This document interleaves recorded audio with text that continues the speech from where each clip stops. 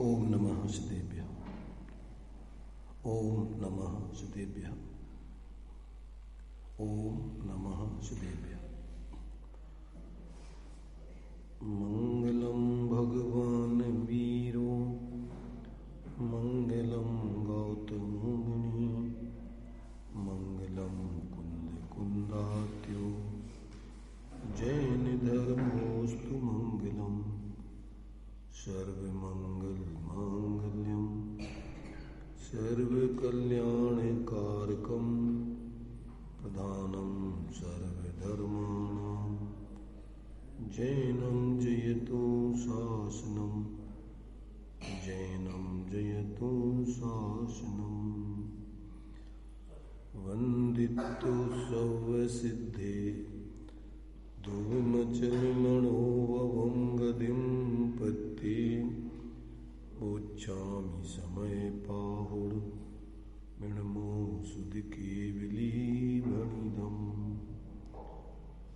नमः समय साराय स्वानुभूत्या चकाशते चित्स्वभावाय भावाय सर्वभावान्तरज्जिते।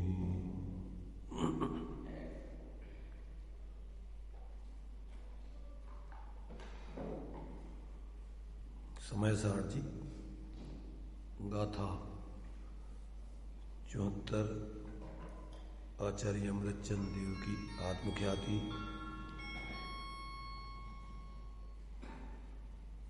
और जयसेनाचारी की तात्पर्यवृत्ति जयचंद जी छाबड़ा का भावार्थ पढ़ने के बाद आचार्य देव ने अमृतचंद्र आचार्य देव ने इसके ऊपर एक कलश लिखा है। अभी अपन ने तात्पर्यवृत्ति और भावार्थ को पढ़ा है।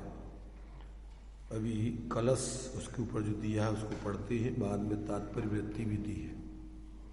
इसकी बिल्लू आवाज देखना थोड़ी बिमल, आवाज क्या थोड़ी सीटी मार रही क्या? देखो नहीं सीटी सी मार रही, देखना थोड़ा मिला के सब लोगों को सुन लो पहले। ठीक आ रही है? चलो ठीक आ रही है? नहीं है? ठीक है रहने। देखिए कलश पढ़ते हैं।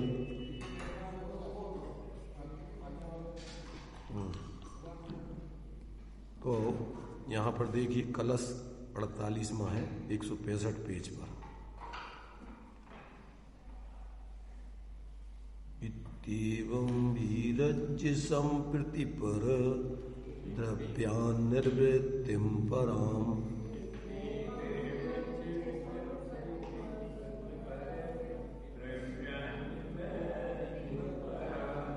स्वं विज्ञानघनस्वभावमव्यया दाप्तिग्नुवाना परम्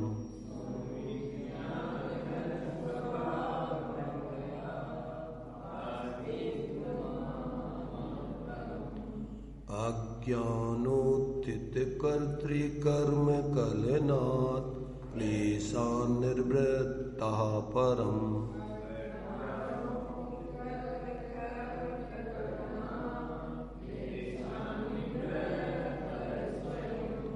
ज्ञानीभूत इतश्च कस्ति जगतः साक्षी पुराणः पुमान्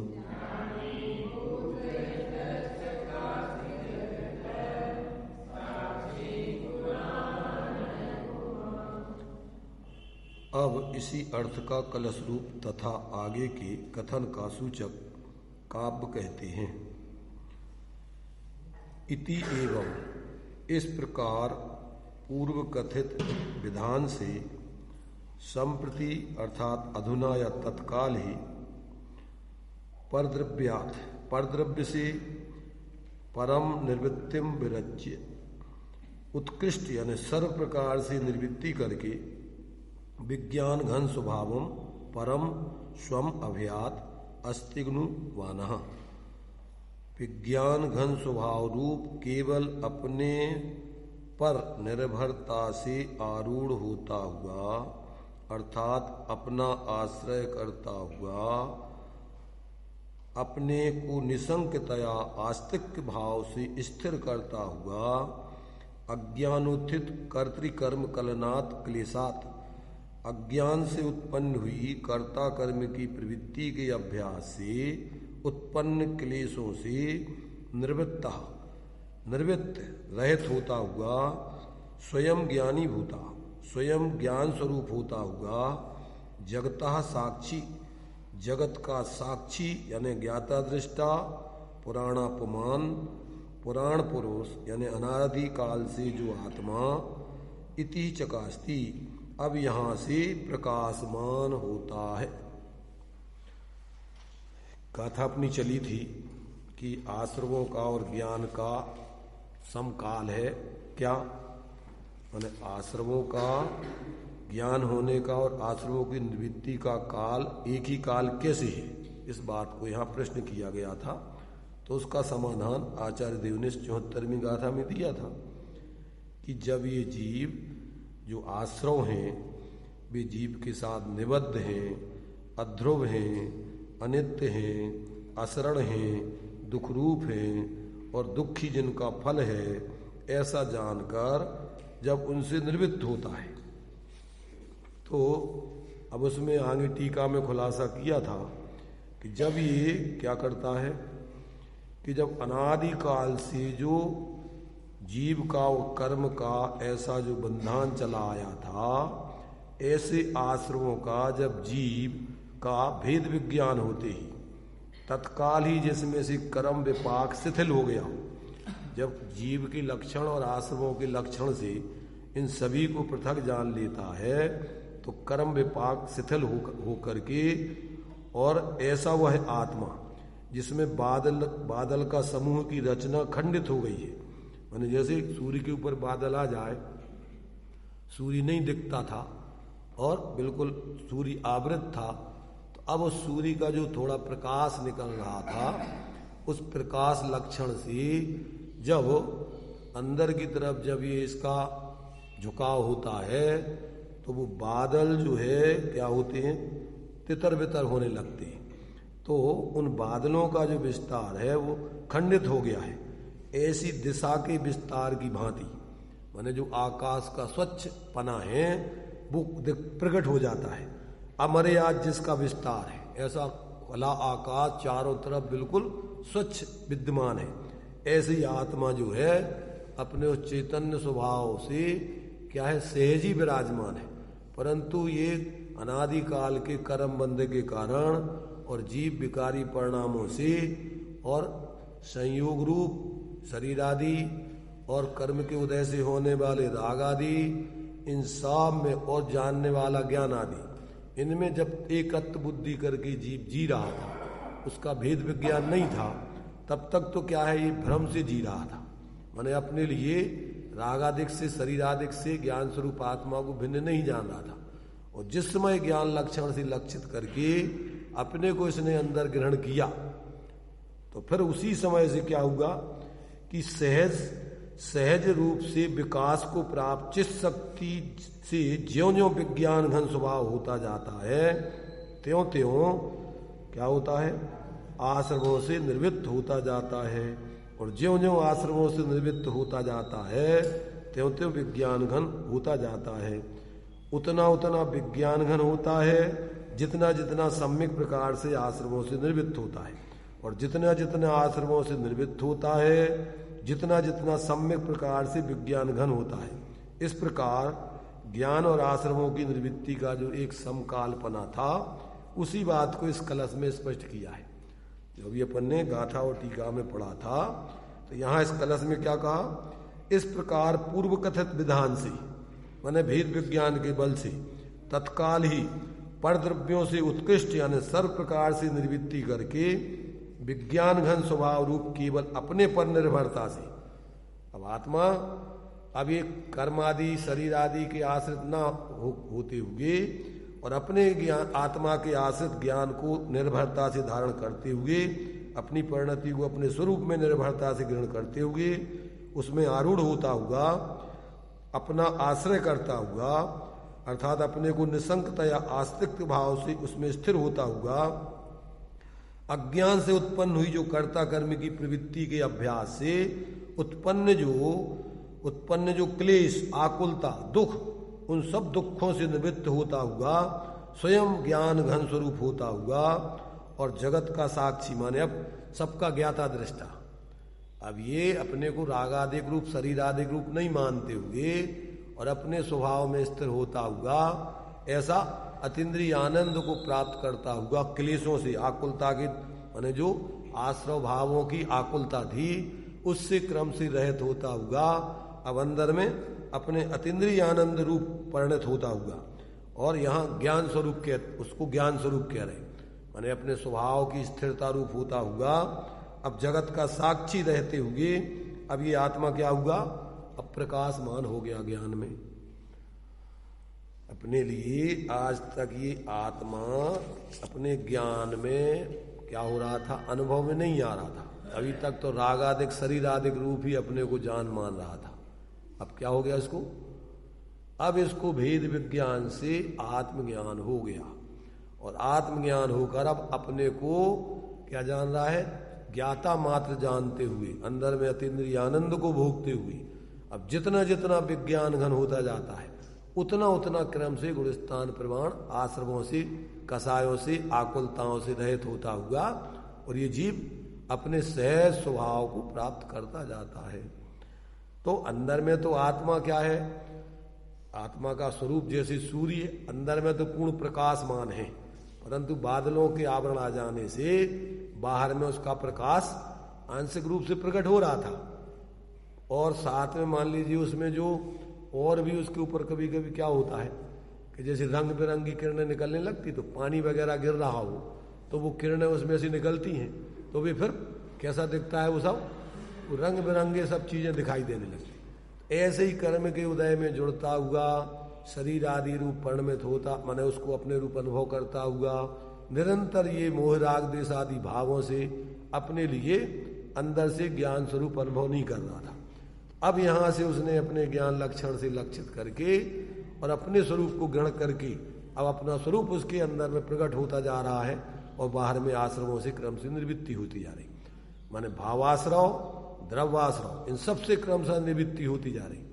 गुणस्थान प्रमाण भी अपन ने भावार्थ पढ़ा था ना कि चौथे गुणस्थान से चालू हो जाता है इसका आत्मज्ञान, जहां से हुआ और वहां से मिथ्यात्व और अनंतानबंदी कसाय जन आश्रमों से, भावाश्रमों से निवृत्ति और तत्संबंधी द्रव आश्रमों से निवृत्ति। उतने कर्मों का संवर निर्जा होते हुए अब जितना जितना वो स्वरूप में स्थिरता करता जाएगा उतने उतने विकारी भाव रुकते जाएंगे। मैंने ऐसा समझो अपन अंधकार है घनघोर, अब अंधकार को दूर करने के लिए यहां तो अपन अलग से प्रकाश जलाने की बात कर रहे हैं, परंतु वहां तो प्रकाश आवृत हो गया है, माने प्रकाश तो वहां है जैसे सूर्य है, तो सूर्य में अपन को जलाना मलाना कुछ नहीं है। उसमें क्या करना है कि उसमें तो उसके बाहर के आवरण दूर होते जाएं तो उसका प्रकाश सहज प्रकट होता जाएगा। ऐसे जैसे यहाँ विधि उसकी क्या है कि जीव अनादि काल से इन संयोगों में, संयोगी भावों में एकत्व ममत्व करते हुए अपने को भूल करके जी रहा है। अब जब भेद विज्ञान के बल से उसने अपने को अपने रूप ग्रहण किया तो सभी विकारी परिणाम रुकते जाएंगे, उनसे आते हुए कर्म रुकते जाएंगे, बंधे हुए कर्म खिड़ते जाएंगे, धीरे धीरे अपने आत्मा निरावरण होते हुए और पूर्ण अपना विज्ञान घन जैसा आनंद शांत निराकुलता रूप है वैसा उसका स्वरूप प्रकट होकर के और फिर जगत का साक्षी मात्र अनंत भगवान, सिद्ध भगवान क्या है, मात्र साक्षी हैं, ज्ञाता दृष्टा हैं, शांत निराकुल है। अब उनको कोई विकल्प नहीं है, कोई आकुलता नहीं है। तो अब अरहंत तो सिद्ध कहां से बने, उनको किसने बनाया अरहंत तो सिद्ध? जो अरहंत तो सिद्ध जिनकी अपन पूजा करते हैं वे अरहंत सिद्ध उनको किसने बनाया?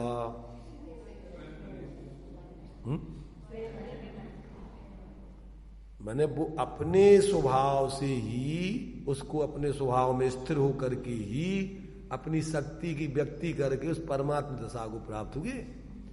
अपन दीनहीन पामर बने हैं तो तुम्हें किसने बनाया दीनहीन पामर? अगर हम दुखी हैं संसार में तो हमें दुखी कौन कर रहा है? अपन पढ़ते हैं, देखो पढ़ते रहने से काम नहीं चलेगा, ऐसे मिथ्याद्रग ज्ञान चरण बस भ्रमत भरत दुख जन्म मरण ताते इनको तजिए सुजान सुन तिन संक्षेप कहूं बखान जीवादि प्रयोजन भूत तत्व सरधे तिन माही विपर्य यत चेतन को है उपयोग रूप चिन मूरत बिन मूरत अनूप पुद्गल नव धर्म अधर्म काल इनते न्यारी है जीव चाल अब ताको न जान विपरीत मान कर करे देह आदि में निज पिछान। यहां से संसार खड़ा होता है और मोक्ष का मार्ग कहां से चालू होता है? चेतन को यानी मेरो है उपयोग रूप चिन मूरत बिन मूरत अनूप पुद्गल नव धर्म अधर्म काल इनते न्यारी है मेरी चाल ताको ही अपना स्वरूप जान उसी को अपना स्वरूप मान उसी से करे निज पिछान। यहां से मोक्ष का मार्ग चालू। कुछ गंदा रही है तो क्या करना है पर को सुखी होने के लिए?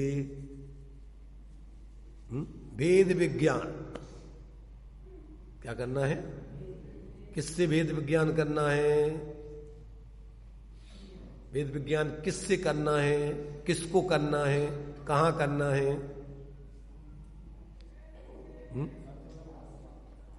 अपने जीव को अजीवादि आश्रवादि भावों से अपने को अलग अपना स्वरूप जानना है। किस में जानना है? अपने ज्ञान में। ज्ञान ही स्वपर प्रकाशकपना है, ज्ञान में ही निर्णय होता है। तो अब लक्षणों से पहचानना पड़ेगा।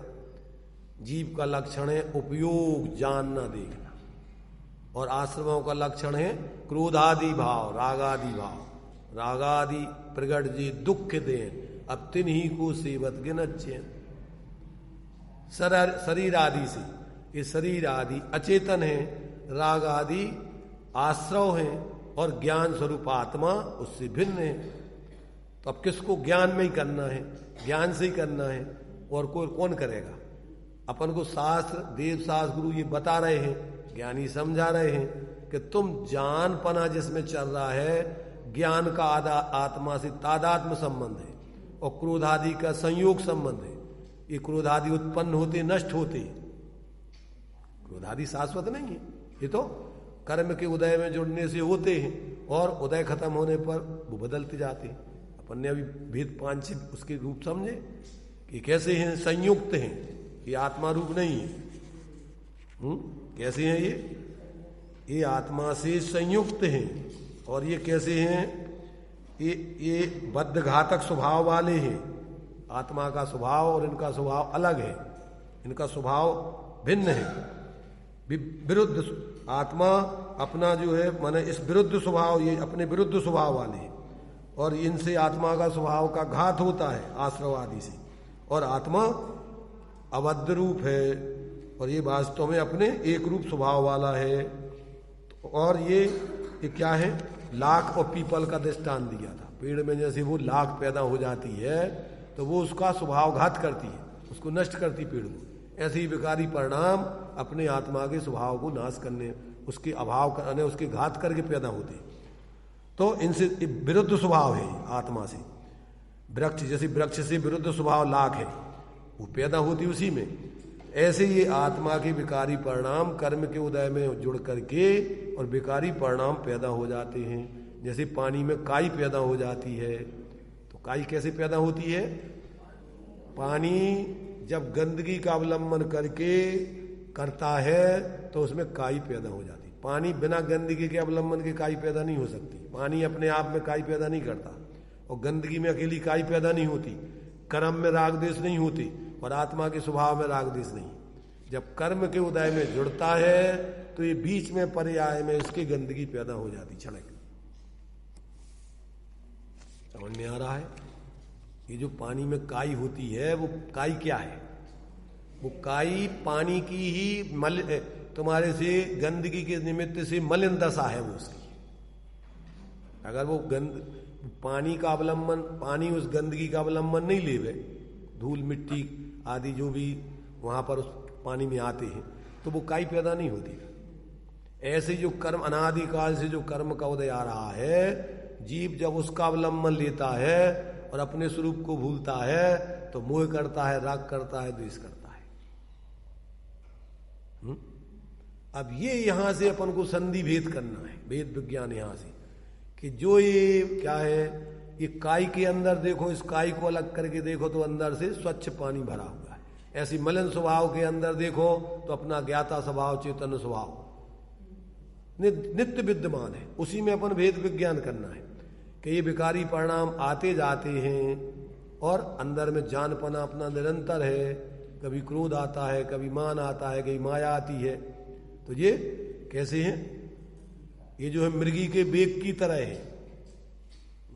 कितने कितने दृष्टांत दिए, मृगी के वेग की तरह कम ज्यादा होते रहते हैं, तीव्र मंद होते रहते हैं और बदलते रहते हैं, शीत ज्वर और उष्ण ज्वर की भांति।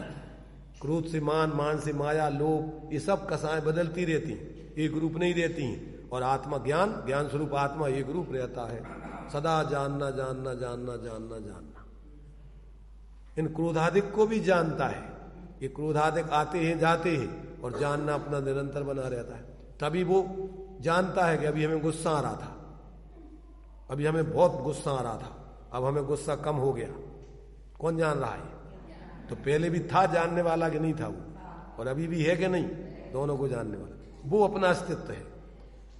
तो जब तक अपन ऐसे अपन को झूठ बोलने का भाव आ रहा है, मायाचारी करने का भाव आ रहा है, दुकान पे बैठे हैं और अपन झूठ बोल रहे हैं, काय के लिए?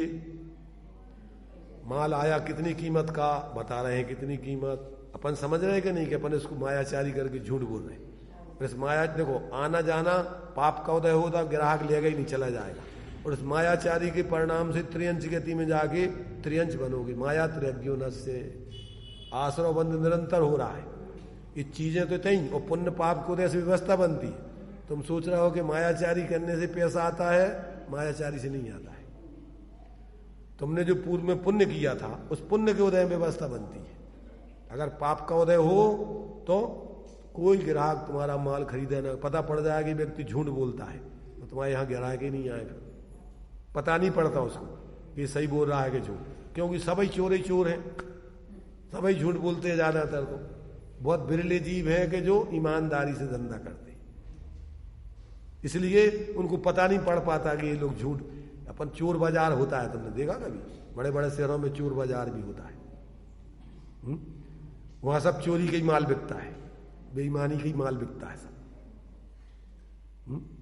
तो ज्यादातर तो आज सार्वजनिक चोर बाजार चल रहा है। ईमानदारी का तो कोई विरल व्यक्ति है जो जीता हो कि भैया गवर्नमेंट का टैक्स ऐसा है, टैक्स चल रहा है, और अगर हम ही सब तो टैक्स बचा करके बेच रहे हैं, और हम अगर टैक्स लगा के बेचने लग जाए तो हमारे तो कोई ग्राहक ही नहीं आएगा। बोलते ऐसा कि नहीं बोलते? अपन जान रहे कि नहीं जान रहे? तो ये जानने वाला कौन है? वो अपना आत्मा है। और अपन अगर शास्त्रों को पढ़ेंगे भैया मायाचारी करने से माया त्रज्ञोनस, अपन मर के ये तो सब चीजें इतनी पड़ी रहेंगी और अपन मर के त्रियंच गति में जाएंगे, इतनी चूहा वूहा बन जाएंगे, पर अपने लिए गोली खिला के मार दिया जाएगा दुकान से निकालने के लिए। उसी दुकान में तुम पैदा हो जाओ तो क्या होगा? अपन आता है ना कि वो जो है वो राजा को सुनाया था कि तुम मर करके टट्टी के कीड़े बनोगे, तो मल में कीड़े हो जाओगे। तो उसने अपने बच्चे से कहा कि भैया तुम मार देना, हम कीड़े बन जाए। और जब वो कीड़ा बना और उस कीड़े के लिए मारने के लिए गया तो वो जल्दी उसी में घुस गया। जिस पर्याय में जाता है उसी पर्याय में तन्मय होके फिर जीता है, फिर उसमें से निकलना नहीं चाहता है। इसलिए अगर अपन को ऐसा बोध हो जाएगा कि इस चतुर्गति में घूमने का कारण ये सब मायाचारी आदि आश्रव भाव हैं, आगे के लिए नया बंद करते हैं, पुराना उदय आता है, अभी आकुलता पर मायाचारी करने वाला निरंतर भयभीत रहता है, हमारी मायाचारी पकड़ी न जाए, किसी को पता नहीं पड़ जाए, डरता रहता है कि नहीं?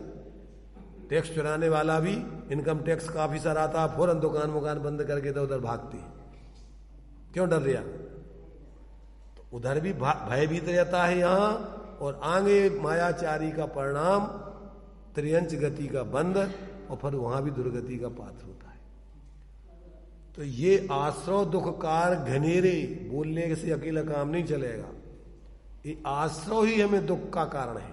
और बुद्धिवंत तिने निर्भय, बुद्धिमान लोग इनका निवारण करते हैं, समझदार ज्ञान पूर्वक जीते हैं। यहाँ अपन को स्थायी रहना नहीं, और यहाँ उदय प्रमाण व्यवस्था सहज बनेगी। झूठ नहीं बोले तो भी हम भूखों नहीं मरेंगे। बनेंगे क्या? ईमानदारी से जीने वाले के भूखों मरते क्या? अरे ईमानदारी से जीने वाले तो प्रकृति के द्वारा उनके लिए ऐसी पूर्व का पाप का उदय हो तो परेशानी आ जाए, वो एक अलग चीज है। परंतु ईमानदारी से जीने वाले को तो प्रकृति ऐसे स्थान पर भेजती है जहां झूठ मूठ बोलने की जरूरत नहीं है। मान लो अभी जब तक संसार में रहोगे, स्वर्ग में जाओगे, अब वहां तुम्हें कुछ करने धरना नहीं है। मनुष्य पर्याय में आओगे तो आप ऐसे जहां जन्म लोगे जहां बेईमानों का काम ही नहीं है कुछ, वहां पर गृहीत मिथ्या चलते ही नहीं है। तीर्थंकर आदि का जहां सानिध्य विदेश क्षेत्र आदि में, वहां पर आप ईमानदारी से जियोगे। और पुण्य के उदय से पैदा भी ऐसी जगह हो गए कि सब ठाट बाट पूरे चक्रवर्ती राजा महाराजा, दीनहीन गरीब दशा में पैदा ही नहीं होना कि तुम्हें अलग से झूठ बोल के बेईमानी करके कमाना पड़े। पर एक बार अपन अपनी लाइन तो पकड़ ले में सही, एक बार मेन रोड पे आ गए तो फिर तो गाड़ी आपकी बिना चलाए हुए दशकों के आपके बिल्कुल चली जाएगी सहज। पर अपन को विश्वास नहीं आता है, इसलिए ये सब संसार के चतुर्गति के पात बन के दुख भोगते रहते हैं। इसलिए यहां कह रहे कि जब तक जीव को इन आश्रमों से अपने आत्मा का भेद विज्ञान नहीं होता, तब तक ये आश्रमों में प्रवृत्ति करते हुए निरंतर चतुर्गति का पात्र बना रहता है। और जहां से इसका भेद विज्ञान चालू हुआ कि मैं जानने वाला ये आश्रवादी भाव मेरे स्वरूप नहीं है, ये विकारी भाव है और ये दुख, यही दुख के कारण है, तो उनसे भेद विज्ञान करके उस स्वरूप प्रवृत्ति नहीं करता, अपने स्वभाव रूप स्वरूप की स्थिरता रूप प्रवृत्ति करता है। अस्थिरता से जो थोड़े होते हैं तो उनको भी धीरे धीरे से क्रम से उनका स्वरूप अवलंबन करके अभाव करता है। तो जितना जितना विज्ञान घन होता जाता है, अपने में स्थिर होता जाता है, उतने उतने आश्रय भावों का क्रम से अभाव होता जाता है। ये तो प्रैक्टिकल करके व्यक्ति देखे उसमें कितना आनंद आता है। प्रैक्टिकल व्यक्ति करे तो कैसा आनंद से जीता है, डर नहीं हो उसको, किसी प्रकार का डर नहीं।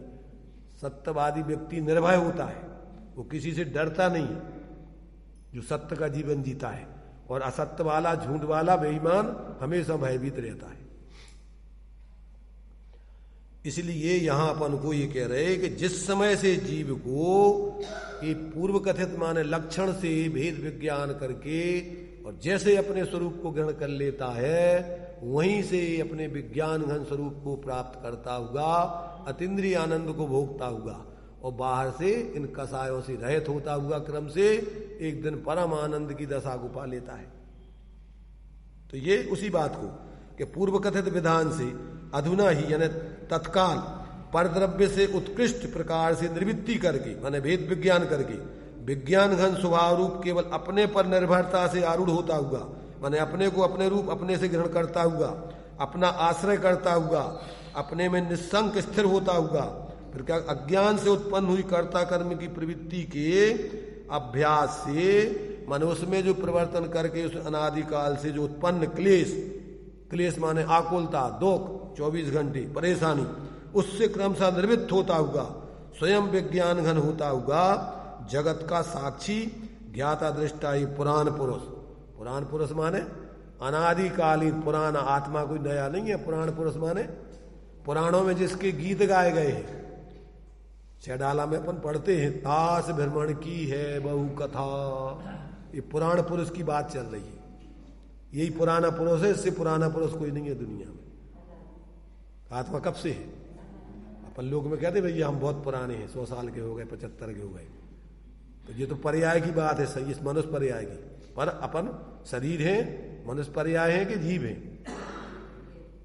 जिस पर्याय में जाते हैं अपन अपने को उतना ही मान लेते हैं और उसके उत्पन्न होने से अपना जन्म और उसके नाश अब छूटने से अपना मरण मानते हैं और भयभीत रहते 24 घंटे। अब अपनी सारी व्यवस्था अपन मरने से बचने के लिए बना रहे, खाते काय को, मकान काय को बनाते, कमाते काय को, कि हम सुरक्षित बने रहे, मरे नहीं।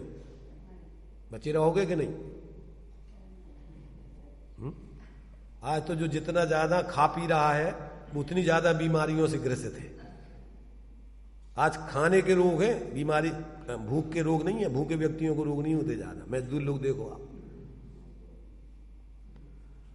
तो यहां पर अपने लिए इस पुराण पुरुष की कथा, ये जीव अपने को भूल करके व्यर्थ में ही मोह महामद पियो अनादि और भूल आपको भरमत भादी। ये अपन को ये उस भूल को मिटाने की, मूल से भूल को मिटाने की अपन को विधि बता रहे आचार्य। मिटाना भूल किसी को, अभी तो विश्वास ही नहीं हो रहा कि कछु ऐसी व्यवस्था भी है। अभी तो ऐसा लग रहा है कि ठीक है, ये तो लिखी है धर्म की बात यहाँ है। अरे अपन को विश्वास कि अपना ये मूल स्वरूप को भूल के अपन भटक रहे, मूल को भूल के भटक रहे, मूल में भूल चल रही, उल्टा ओंधा पहले ही खड़ा ओंधा रखा है, अपनी दृष्टि विपरीत चल रही है। जहां से अपन को अपना अपना है उसको भूल के और पर में ही सब झंपा पात कर रहा है रात दिन। ये मेरा और ये अच्छा और ये बुरा और ये उठा और ये पटक रात दिन, और ऐसे ही उठा पटक करते ही करते किस समय आयु पूरी हो जाती पता ही नहीं पड़ता। और फिर घबरा करके अब क्या करें, बचाओ बचाओ बचाओ बचाओ, भैया ले चलो दवा अस्पताल अस्पताल। डॉक्टर बचा लेंगे कि नहीं? यहां के नहीं, भारत के नहीं बचा पाएंगे, चलो और कहीं चले, पैसा हो तो अपन अमेरिका कहीं और दूसरी जगह जाते। ये अशोक कुमार साहू जो है अमेरिका में जाके खत्म हुई थी।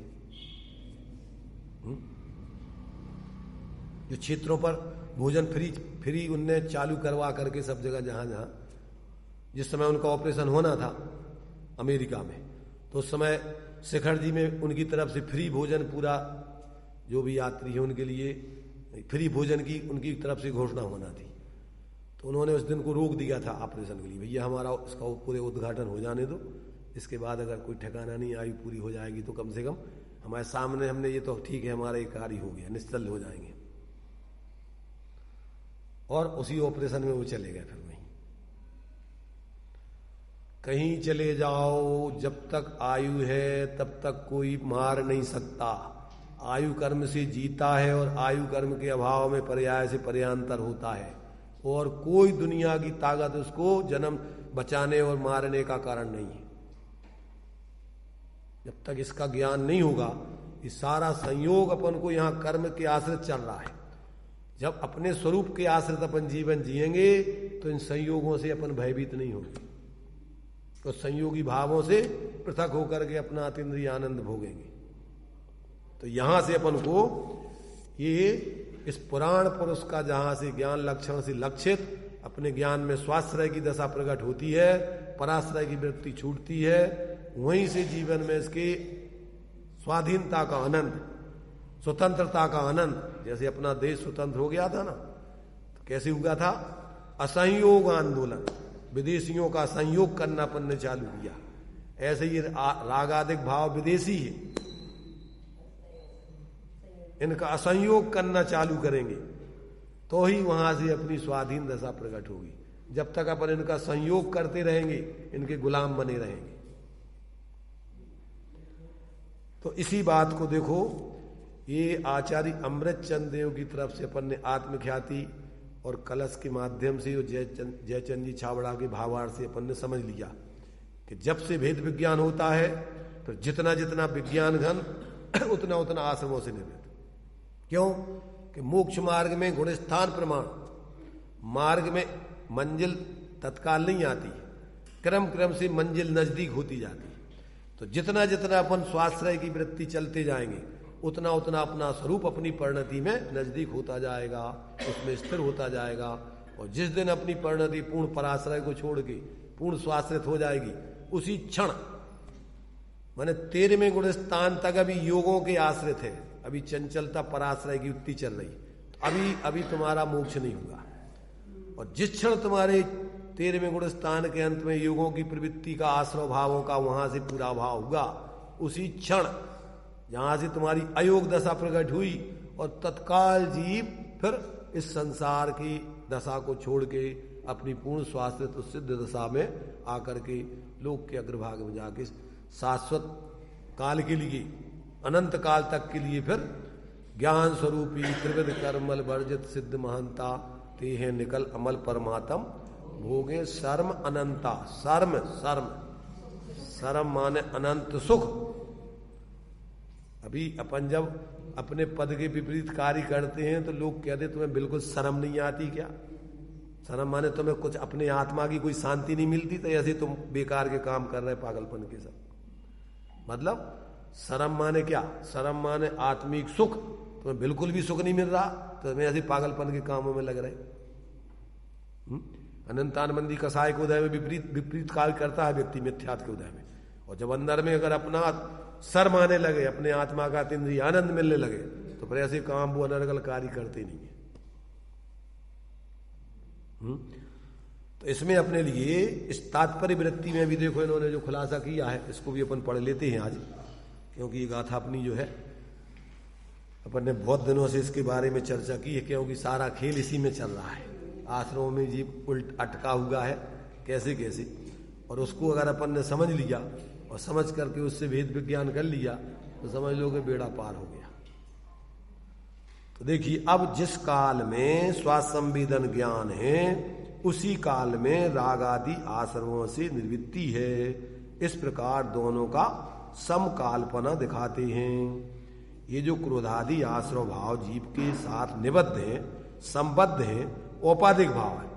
तीन बातें कही इसमें, निबद्ध हैं, संबद्ध हैं, औपाधिक हैं। जैसे दृष्टांत दिया था हमने कि बल्ब के ऊपर हरा पीला नीला लाल आदि कोई दाग लगा दिया जाए तो वो जो उसका बल्ब का जो ओरिजिनल प्रकाश है वो तिरोभूत होकर के उसके निमित्त से कैसा दिखने लगता है? हरा पीला नीला लाल। ऐसे ही आत्मा का जो बिल्कुल निर्बल शांत स्वभाव है वो कर्म के उदय में जुड़ करके उसमें विकृति मोह राग देश आदि की परिणति पैदा होती है। तो ये औपाधिक है, आत्मा का स्वाभाविक भाव नहीं है। वे निरुपाधि स्फटिक की तरह शुद्ध जीव स्वभाव नहीं है और अध्रुव है, बिजली की चमक की तरह अध्रुव है, अति ही क्षणिक है और शुद्ध जीव ही ध्रुव है। ये भाव तो उत्पन्न होते नष्ट होते, और आत्मा ना उत्पन्न हुआ है ना नष्ट होता है, वो शाश्वत है, ध्रुव है। तो इसमें इन्होंने अध्रुवता के लिए इन्होंने बिजली का दृष्टांत दिया। और वहां आचार्य देव ने काय का दृष्टांत दिया था? वहां दिया था कौन सा दृष्टांत? अमृतचंद्र आचार्य ने मृगी के बेग की तरह वहां दिया था। कैसे होते रहते हैं ये? कभी मंद कभी तीव्र होते रहते हैं। और यहां इन्होंने दिया बिजली की चमक की तरह। तो इन आश्रमों को तीन दृष्टांत लागू हो सकते हैं। एक तो एक कम बढ़ होते रहते हैं, एक बदलते रहते हैं और एक नष्ट होते रहते हैं। क्या क्या हो सकता है इसमें? एक तो मंद तीव्र होते रहते हैं, तो वो मृगी का वेग कभी तीव्र कभी मंद। और एक उसमें दृष्टांत दिया था शीत उष्ण ज्वर, तो बदलते रहते हैं, क्रोध से मान, मान से माया, माया से लोभ, और फिर ये नष्ट बिजली की तरह नष्ट होते रहते। तो ये स्थिर रहते नहीं, नष्ट भी होते रहते। तो ये तीसरा इसमें इन्होंने जो दे दिया, उसको उस रूप में भी लगा सकते हैं कि ये कैसे हैं? अनित्य हैं और अध्रुव हैं और क्षणिक, असरण तो आगे आएगा भी, क्षणिक हैं, ये नष्ट हो जाते हैं, उत्पन्न होते नष्ट होते। तो घटते बढ़ते रहते हैं, बदलते रहते हैं और नष्ट होते रहते हैं। उत्पन्न नए उत्पन्न होते हैं, पुराने नष्ट होते रहते। इस प्रकार ये बिजली की चमक की तरह अध्रुव हैं, अति ही क्षणिक हैं और शुद्ध जीव ही ध्रुव है। अनिच्चा शीतोष्ण ज्वर के वेग के समान वे क्रोधादि आश्रव भाव अध्रुव की अपेक्षा क्रम से स्थिर रहने वाले नहीं हैं। माने अध्रुव भी हैं और क्रम से उत्पन्न होते हैं और फिर नष्ट भी होते हैं। इस प्रकार अनित्य हैं, विनश्वर एवं विनश्वर है। नित्य तो चिद चमत्कार मात्र शुद्ध जीव ही है। आत्मा कैसा है? ना घटता बढ़ता है, ना बदलता है, ना नष्ट होता है। तीन विशेषताएं इसमें लगाओ। आत्मा कैसा है? ना तो घटता बढ़ता है, ये क्रोध आदि अपने विकारी परिणाम घटते बढ़ते रहते हैं, न बदलता है कि जैसे पुरुष से मान, मान से माया, माया ऐसे ही चेतन से अचेतन अन्य रूप हो जाए, अन्य रूप ऐसा न बदल। और कैसा है, और ये नित्य है, ना ये नष्ट होता है कभी। तो ना तो ये घटता बढ़ता है, ना बदलता है, और ना कभी नष्ट होता है। और ये आश्रव भाव घटते बढ़ते रहते हैं, बदलते रहते हैं, और नष्ट होते रहते हैं, उत्पन्न होते रहते हैं। तो इस प्रकार से क्या है, इस प्रकार अनित्य एवं विनश्वर हैं। नित्य तो चित चमत्कार मात्र अपना शुद्ध जीव ही है, ता असरणा। तथा उसी प्रकार से उन क्रोधादि आश्रव भावों को तीव्र काम उद्रेक के समान रोक पाना, रक्षित कर पाना असंभव है, इसलिए असरण भी है। क्योंकि ये उधर दृष्टांत क्या दिया था, कर्म के उदय के आश्रित है। जैसे ही कर्म नष्ट हो जाता है, आश्रव भाव नष्ट हो जाते हैं। तो यहां जैसे वीर्य का दृष्टांत दिया था, वीर्य स्खलित हो जाता है और काम वासना खत्म हो जाती है। काय के आश्रित है काम वासना, वीर्य के आश्रित है।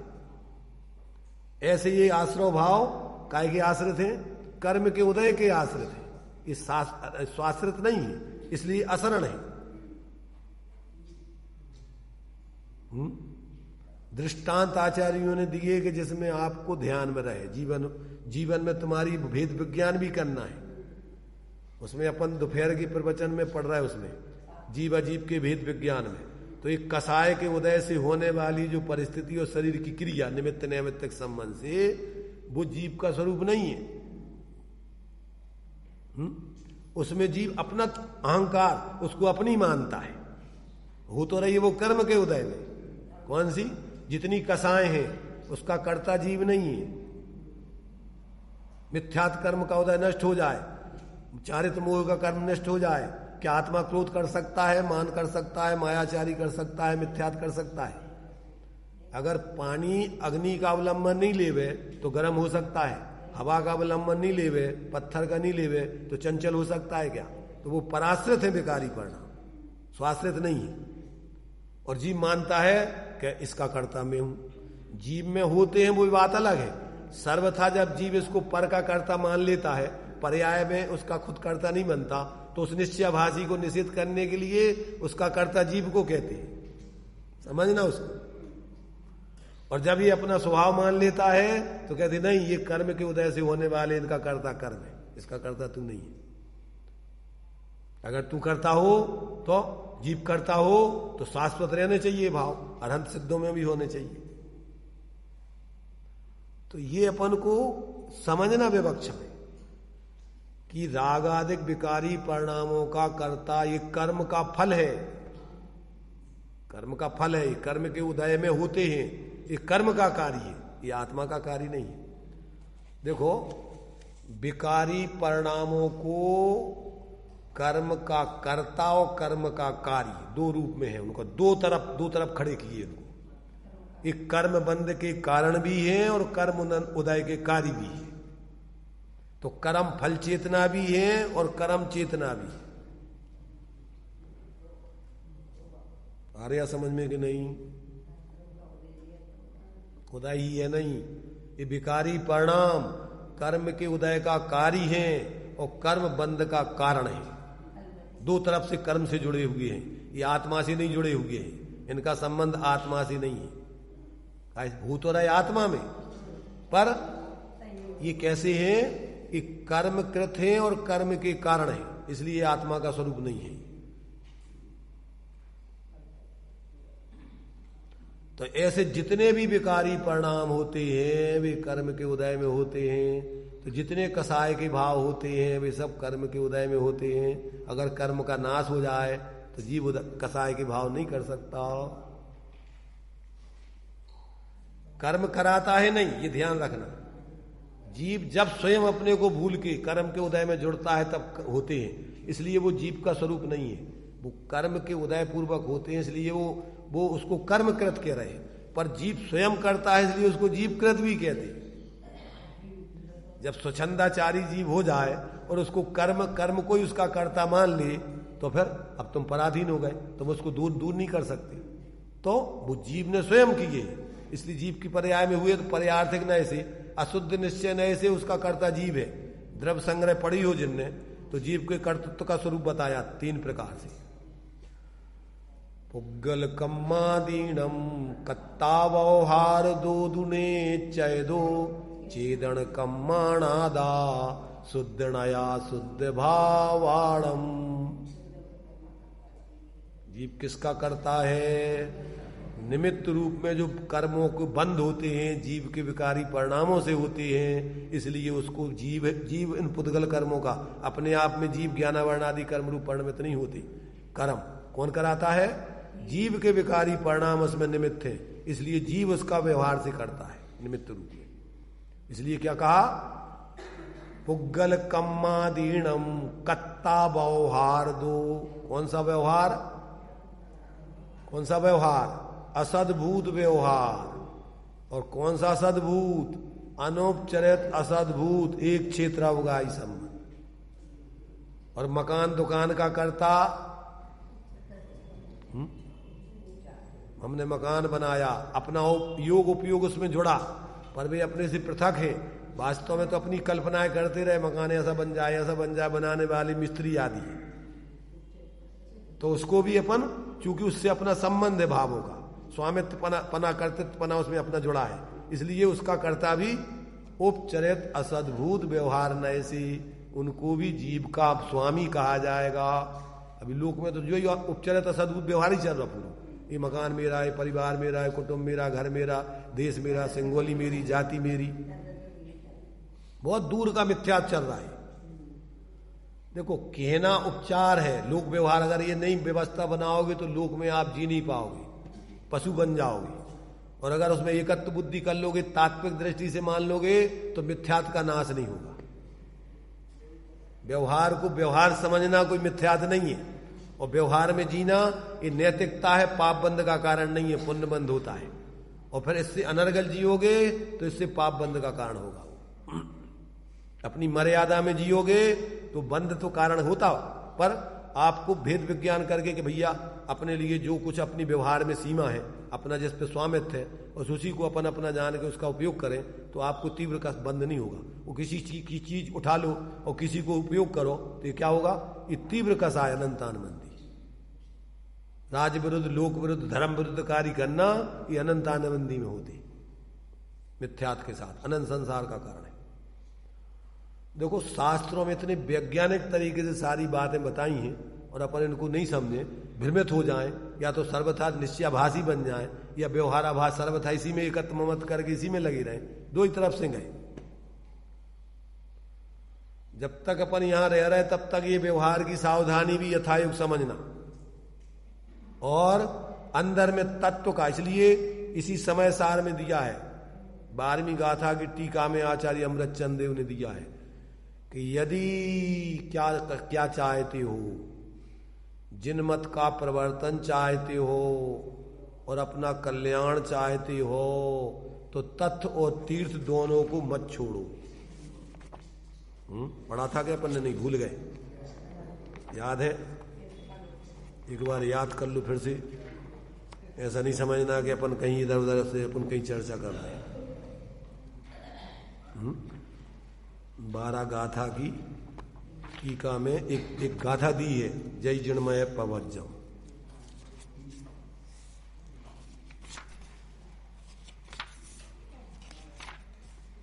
देखिए ये 31 पेज पर लिखी हुई है,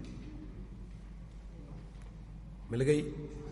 31 पेज पर आचार्य कहती है, हम ये इस गाथा का अर्थ बता रहे हैं अकेला। जय जिणमयम पवज्जय तामा व्यवहार निश्चय मुयः इक्कीर्ण बिना छिज्जयित्थम अन्येण उण तच्चम। उसका अर्थ दिया है। आचार्य कहते हैं कि हे भव्य जीवो, यदि तुम जनमत का परिवर्तन करना चाहते हो तो व्यवहार और निश्चय दोनों नयों को मत छोड़ो। क्यों? कि व्यवहार नय के बिना तीर्थ का, व्यवहार मार्ग का नाश हो जाएगा, और निश्चय के बिना तत्व या वस्तु स्वरूप का नाश हो जाएगा। तो यदि वस्तु स्वरूप नहीं जानोगे तो मिथ्यात्व का नाश नहीं होगा। और यदि तीर्थ की प्रवृत्ति, अगर तीर्थ को छोड़ दोगे तो व्यवहार धर्म का लोप हो जाएगा। इन्होंने भावार्थ वगैरह में बहुत सुंदर सब खुलासा किए हैं। ये सब चीजें अपन को माने समझना चाहिए, किसी प्रकार से भ्रम में नहीं पड़ना चाहिए। माने कौन सी विवक्षा से कौन सी बात चल रही है। यहाँ इन्होंने भावार्थ में दिया था कि लोक में सोने के 16 बांध ताव प्रसिद्ध है, 15वें बांध तक उसमें चूरी आदि पर संयोग की कालिमा रहती है, इसलिए तब तक वह अशुद्ध कहलाता है। और ताव देते देते जब अंतिम ताव से उतरता है तब वह 16 बान या 100 टंची शुद्ध सोना कहलाता है। जिन्हें 16 बान वाले सोने का ज्ञान श्रद्धान तथा प्राप्ति हुई है, उन्हें तो 15 बान तक के सोने का कोई प्रयोजन नहीं होता है। जो शुद्ध सोना यानी शुद्ध दशा को प्राप्त हो गए, उनके लिए तो व्यवहार अब कोई प्रयोजन मान नहीं। और जिन्हें 16 बान वाले शुद्ध सोने की प्राप्ति नहीं हुई हो, उन्हें तब तक 15 बान तक के सोना भी प्रयोजनमान है। ये तो दृष्टांत हो गया। इसी प्रकार यह जीव नामक पदार्थ है जो कि पुद्गल के संयोग से अशुद्ध अनेक रूप हो रहा है, उसका समस्त परद्रव्यों से भिन्न एक ज्ञायकत्व मात्र का ज्ञान, श्रद्धान तथा आचरण रूप प्राप्ति, यह तीनों जिसे हो गए हैं, उसे तो पुद्गल संयोग जनित अनेक रूपता को कहने वाला अशुद्ध नय कुछ भी प्रयोजनमान किसी मतलब का नहीं है। किंतु जहां तक शुद्ध भाव की प्राप्ति नहीं हुई, वहां तक जितना अशुद्ध नय का कथन है उतना यथापद भी प्रयोजनमान है।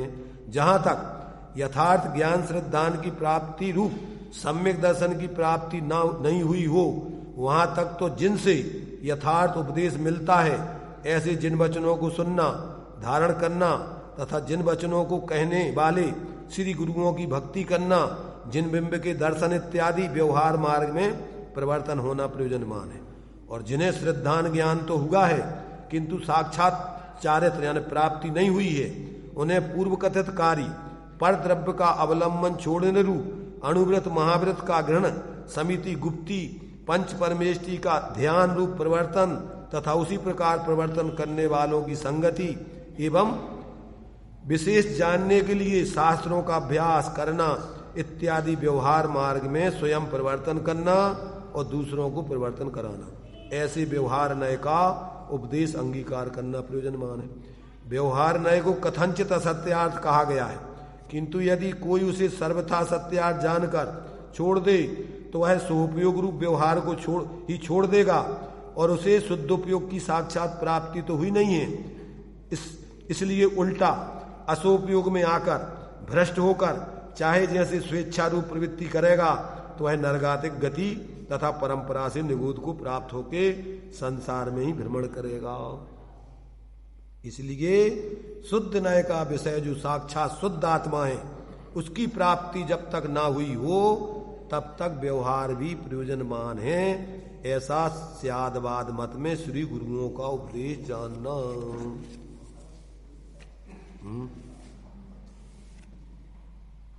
देखो भाई, तत्व के बिना अपन को भेद विज्ञान आत्मज्ञान नहीं हो सकता, वस्तु स्वतंत्रता का निर्णय नहीं होगा। और तीर्थ के बिना अपन को अभी चारित्र में भूमिका अनुसार ऊंचा बढ़ने के लिए अपन को जो प्रक्रिया है वो नहीं अपनाओगे तो आगे बढ़ नहीं पाओगे।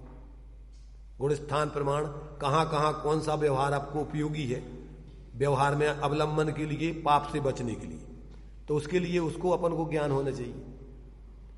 तो ये दोनों चीजें अपन को, अब ये निश्चय व्यवहार कोई पार्टी की चीजें नहीं है, ये तो समझ के जीने के विषय है। जो आज अपन ने पार्टी बंदी में डाल दिए, न निश्चय वालों को निश्चय का ज्ञान हो, जीवन में परिवर्तन हो, और न व्यवहार वाले व्यवहार जानते हैं। वे भी अपने मनमाने तरीके से कछु भी करत रहे में बाहर की क्रियाएं और मान रहे कि हम व्यवहार, और ये अकेले अगर शुद्ध निश्चय की बातें ही अकेले करत रहे और गुण स्थान प्रमाण अपनी जीवन में प्रवृत्ति अपनाकर स्वाश्रय करके बाहर से और अंदर से निर्वृत्ति प्रवृत्ति नहीं की, बाहर से पापों से निर्वृत्ति जो अपने लिए द्रव्य संग्रह में दिया है व्यवहार, अशुभादो गुणवृत्ति सुहे प्रवृत्ति या जान चारित्र, व्यवहार में अपन को अशुभ से निवृत्ति करके शुभ रूप प्रवृत्ति करके और फिर उत्कृष्ट शुद्ध की प्रवृत्ति करना, स्वरूप की आराधना, क्योंकि निर्वृत्ति के साथ, बाह्य निर्वृत्ति के साथ स्वरूप प्रवृत्ति की साधना बनती है। बाहर में प्रवृत्ति करते रहने वालों के स्वरूप प्रवृत्ति की साधना नहीं बनती। ज्यादा से ज्यादा बनती है तो कितनी, चतुर्थ गुणस्थानजन्य बन सकती है। इसके आगे तो आपको बाहर से जो विकल्पों की परिग्रह आदि कारण हैं उनको क्रम से छोड़ना पड़ेगा बुद्धिपूर्वक। ऐसा नहीं कि छूट जाएगा छूट जाएगा।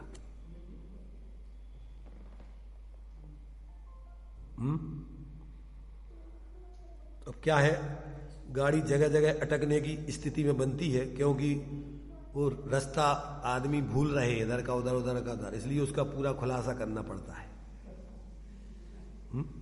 भाई क्या है, अपन बातें करते जाओ, आगे बढ़ते जाओ, उसमें तो कोई है ही नहीं एकदम, परंतु अपने जीवन में कहां कहां विसंगति चल रही है, उस विसंगति का अपन को ज्ञान जब तक पूरा नहीं हो तब तक अपने निश्चय व्यवहार की झगड़े खत्म होने वाली नहीं है।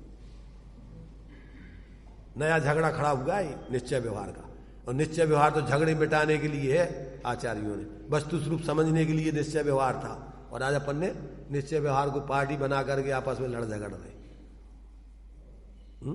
निश्चय व्यवहार तो सम्यक ज्ञान में वस्तु स्वरूप को कि ये इस अपेक्षा कथन है, ये इस अपेक्षा, तो ये नए तो ज्ञान कराते हैं संयोग का, संयोगी भावों का, स्वभाव का, स्व का, पर का, ये तो इसके लिए है, इसके लिए थोड़ी लड़ने झगड़ने के लिए।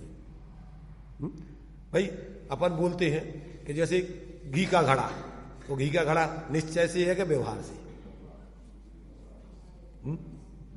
बताओ, अपन ने कहा घी का घड़ा, तो घी का घड़ा निश्चय से है कि व्यवहार से?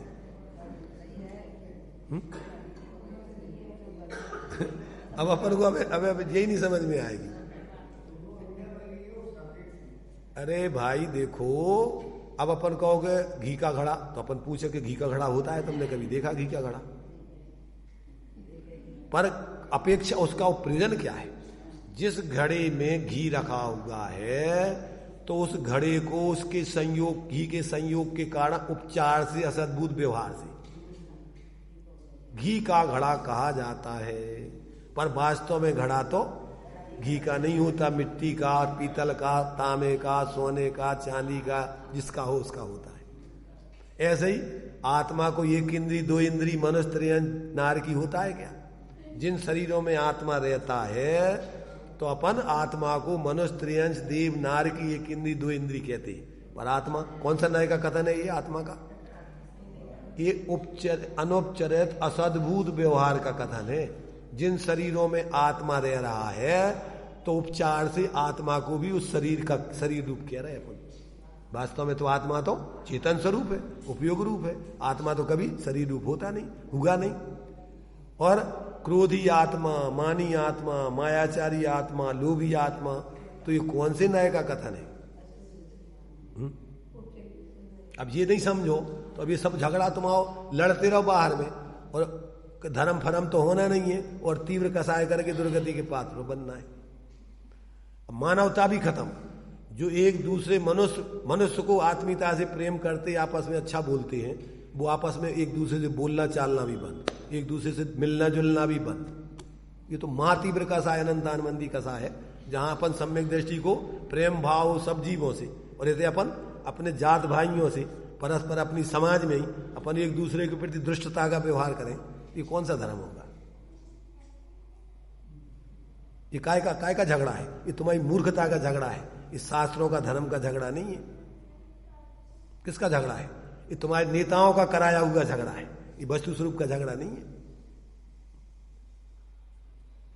है? तो ये जब तक अपन समझेंगे नहीं, अपने अंदर मंद कसाय भी नहीं होंगी। मोह देख करके अपन अपने जीवों को मोटेड़ा करोगे तो ऐसी जगह जाओगे कि जहां तुम्हें जीव देखने को नहीं मिलेंगे, फिर आंखें नहीं मिलेंगी फिर। इसलिए जब तक ये विवक्षा नहीं समझेंगे कि ये कथन वस्तु स्वरूप को समझने के लिए है, अपेक्षाएं उसके लिए है। क्रोधी, मानी, मायाचारी जीव है, तो कौन सी अपेक्षा से है जीव? जीव का स्वभाव है क्या? अशुद्ध निश्चय न कहो या उपचर सद्भूत व्यवहार कहो। आत्मा की परिणति में हो रहा है बेकारी परिणाम, इसलिए वो सद्भूत आत्मा ही के है, परंतु ये स्वभाव नहीं है, इसलिए उपचरित है, कर्माश्रित है, उपचरित है। स्वाश्रित तो जीव के स्वाभाविक भाव है। तो जीव ज्ञानी धर्मात्मा है, सम्यक दृष्टि है, अरहंत से आ रहे हैं, जो उसकी जो स्वाभाविक दशा है वो आत्मा की पर्याय है। और द्रव्य स्वभाव की अपेक्षा आत्मा चैतन्य स्वरूप है, ज्ञाता दृष्टा है। ये उसका तरीका अलग स्वभाव है, ज्ञाता दृष्टापना, अनादि अनंत चैतन्य। पारिणामिक भाव है ना, जो पारिणामिक भाव कर्म निरपेक्ष है और चार भाव कर्म सापेक्ष है। जो जीव को चैतन्य स्वरूप उपयोग रूप कहो तो वो उसका त्रैकालिक स्वभाव है। अब ये विवक्षा नहीं समझे अपन, और लड़ाई झगड़े में लगे रहे और मोटे मोटे अपन अब पहले कसाई मंद नहीं हुए तो तुम्हें समझाएगा कौन? और जिसकी तीव्र कसाएं हैं वो उपदेश में बैठेगा यहाँ आगे, वो तो पार्टी बंदी में लगाएगा। ये तो निश्चय को चल रहा उपदेश, जो बिहार और ये जिनवाणी है, ये कौन को चल रहा उपदेश?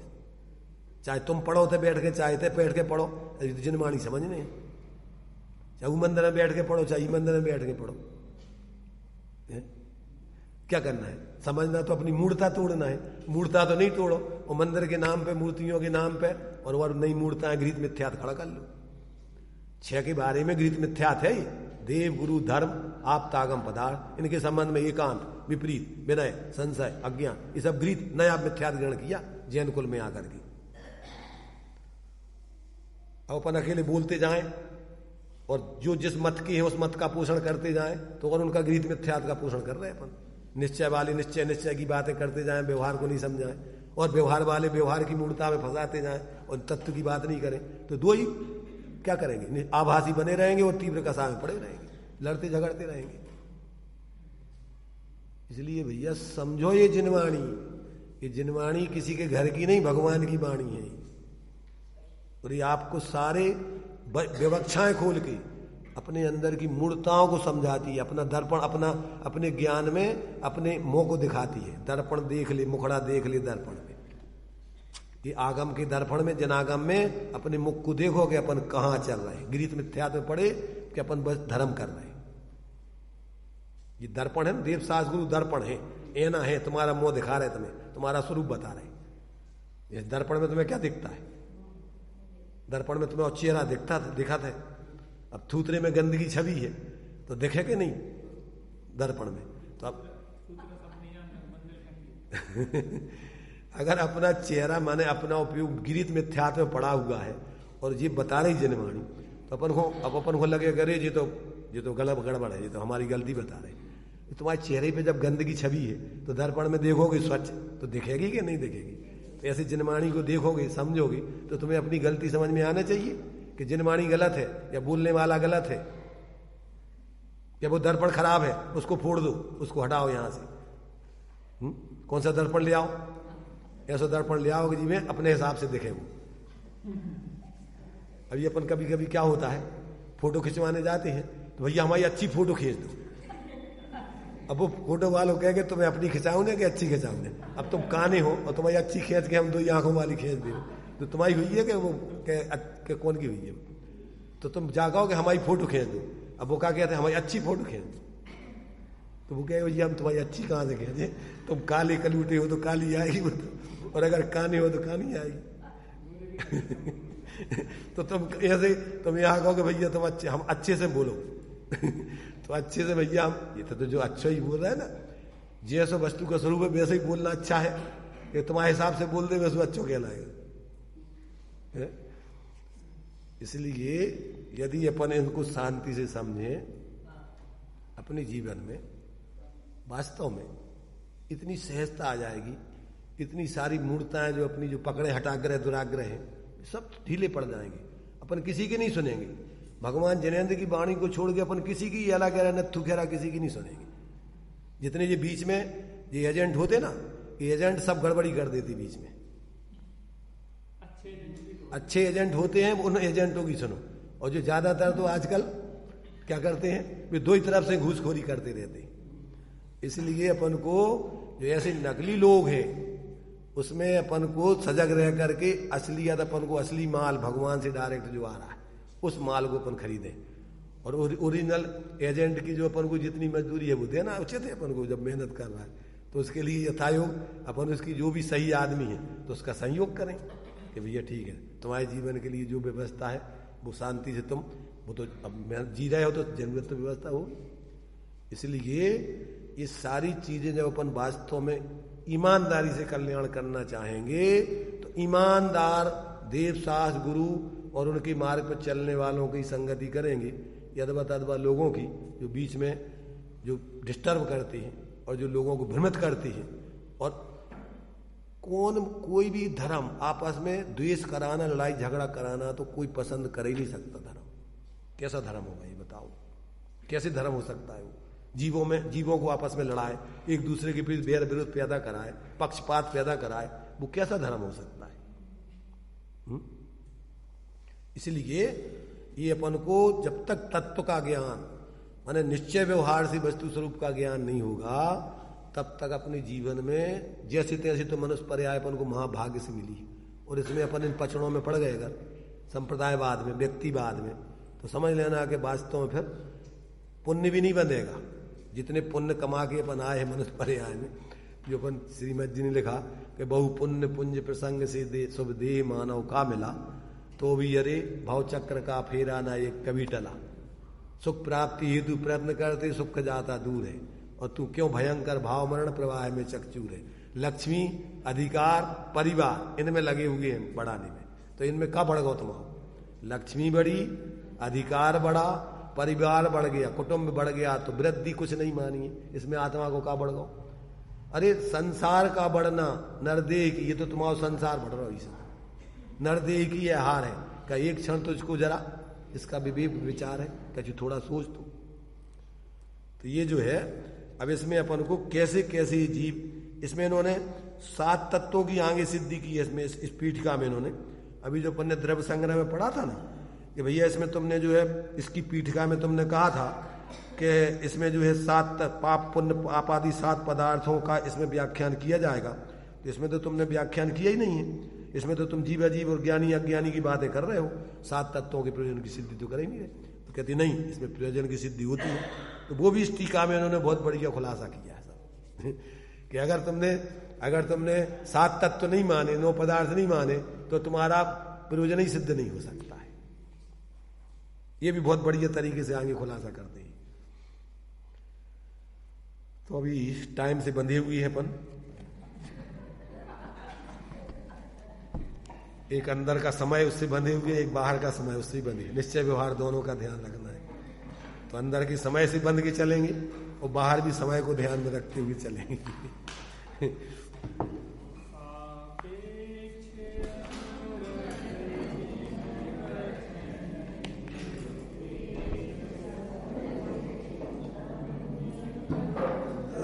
सा